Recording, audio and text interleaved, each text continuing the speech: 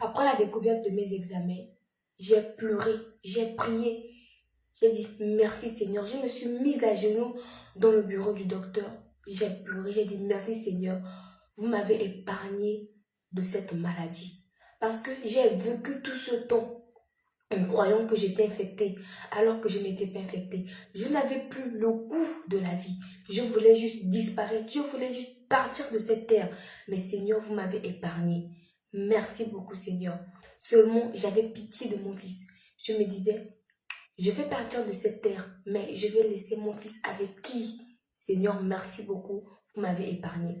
La famille, quand j'ai terminé de prier, j'ai senti une grande lumière qui a illuminé toute ma vie. J'ai dit merci beaucoup Seigneur. Et après, le docteur nous a appelé, mon petit ami et moi. Le docteur m'a dit, ma fille, je vais vous expliquer pourquoi j'ai demandé que tu appelles la personne qui vivait avec toi. J'ai dit, ok docteur, il n'y a pas de problème. Le docteur a commencé à parler avec mon petit ami. Le docteur lui a dit, c'est vous qui vivez avec elle? Il a dit oui, c'est ma petite amie, on vit ensemble. Le docteur a dit, est-ce que vous savez que c'est pas normal? Elle a un enfant à son jeune âge. Elle ne doit pas accumuler des grossesses. Non, impossible. Elle doit élever son bébé parce que mon fils n'avait que 2 ans. Il a dit, c'est pas normal, mais c'est déjà arrivé.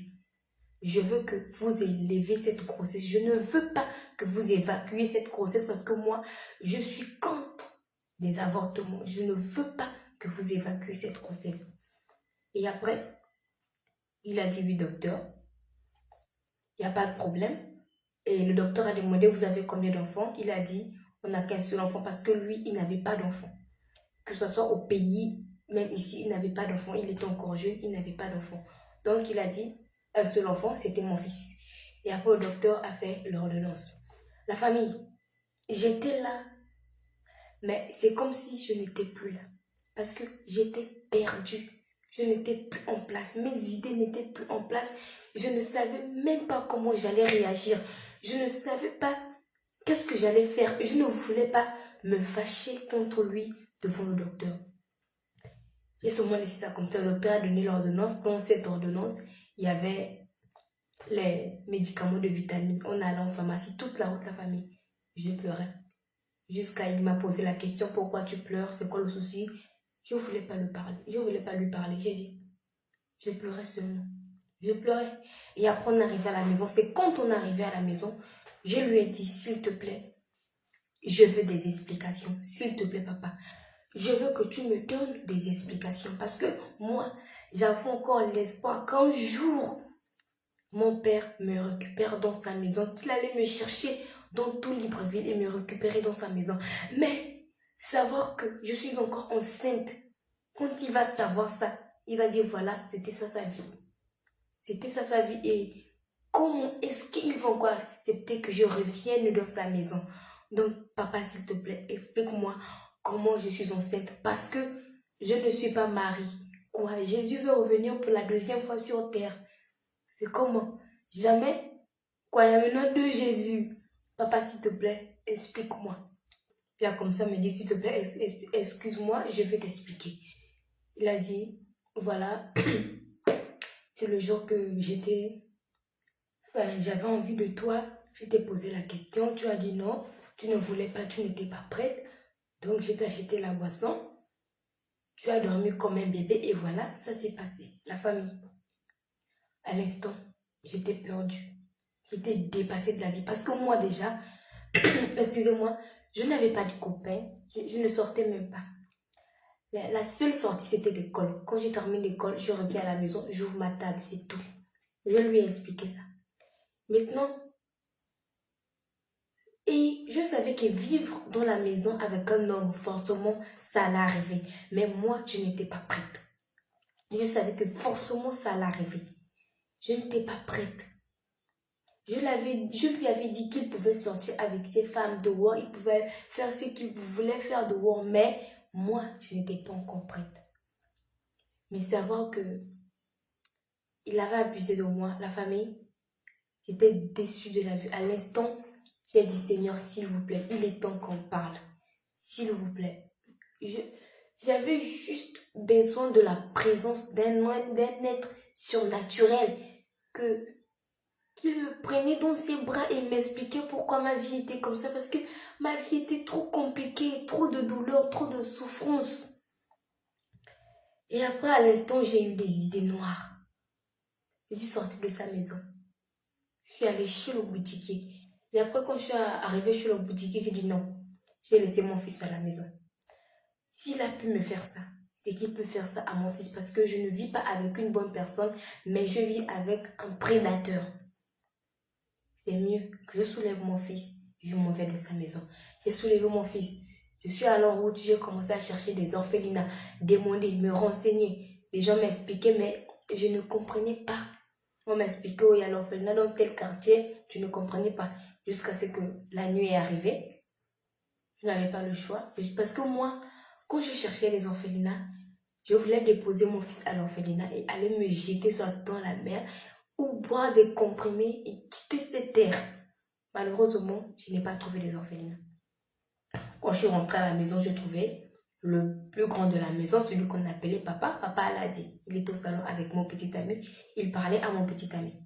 Ils étaient en train de parler. Et après, quand il m'a vu, il m'a dit, ma fille, viens ici. Je suis venue, je me suis jetée sur ses pieds. J'ai dit, papa, je lui faisais confiance. J'avais confiance en lui. Voilà pourquoi je suis venue vivre avec lui. Je pensais que c'était une bonne personne parce que grâce à lui, je suis retournée à l'école. Grâce à lui, il m'a ouvert une petite table devant la maison. Je ne peux plus dépendre de lui. Avec le petit commerce que j'avais, je pouvais acheter ma serviette, acheter la nourriture de l'enfant. Je pouvais acheter des petites choses de femme, mais savoir qu'il a abusé de moi, papa, vraiment, c'est pas normal. Mais je veux que vous me rendez un service, s'il vous plaît, papa. Peut-être qu'un jour, vous allez vous réveiller que je ne suis plus de ce monde. Mais s'il vous plaît, n'allez pas me déposer chez mes parents. N'allez pas déposer mon corps chez mes parents. Si ils m'ont rejeté de mon vivant, c'est pas mon corps qu'ils vont accepter. Jamais, impossible. Je lui ai dit, papa, je suis gabonaise, 100%. Mon papa, il est gabonais. Ma maman, elle est gabonaise. Franchement, si vous partez me déposer à l'hôpital général, l'État va prendre soin de moi.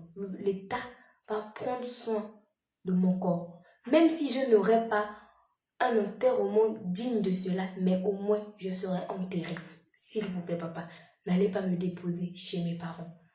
Ils ont comme ça dit, il a comme ça agrandi mon petit ami. Tu vois ce que tu fais, c'est pas normal. Une bonne fille qui est arrivée dans ta vie, une bonne personne, tout ça, ça coûte la mauvaise compagnie. À chaque fois, je te parle, tu dis évite tes camarades, évite tes amis. Tu ne comprenais pas. Tu sais bien que chez nous, c'est interdit de sortir avec une femme sans son autorisation. Mais tu l'as fait. Voilà, en tout cas, lui, il me demandait des excuses, mais je ne voulais pas des excuses. Je voulais juste disparaître de cette terre. Je voulais juste partir. Et le papa m'a dit, ma fille, s'il te plaît, il ne faut pas avorter. Toi seul, tu vas décider si tu vas encore continuer la relation avec lui ou tu vas arrêter, mais s'il te plaît, n'avorte pas. Dès ce moment-là, il a dit il va prendre soin de la grossesse et de moi, de l'enfant. J'ai dit ok, il n'y a pas de problème. J'étais ce moment-là, j'ai décidé de ne plus dormir dans sa chambre parce que j'avais déjà peur. Peut-être qu'il devait faire encore pire. J'avais déjà peur. Je dormais au salon. On m'a laissé une petite place au salon. On m'a dit bon, on va plus recevoir des invités, tu vas dormir au salon. J'ai dit ok, merci beaucoup. Je dormais au salon, je continuais, mais la famille, je me sentais, en fait, j'avais une grande dépression. Je voulais juste quitter cette terre. Je voulais partir, boire des médicaments ou aller me jeter quelque part parce que, à cause de l'affaire de grossesse, mon père m'a rejetée. Et voilà, je retombe encore dans une deuxième grossesse. C'était quoi ma vie? Le bonheur me sourit un peu et après, je retombe encore dans la douleur. Je retombe encore dans la souffrance. J'ai dit, Seigneur, c'était quoi mon problème? C'était quoi ma vie? Vraiment, j'étais dépassée de la vie. Fatiguée de la vie. Mais après, j'étais déjà au salon. Quand papa m'avait dit, c'est moi qui devais décider de si la relation continuait ou pas. Je restais au salon avec mon fils. Je dormais. C'était ça.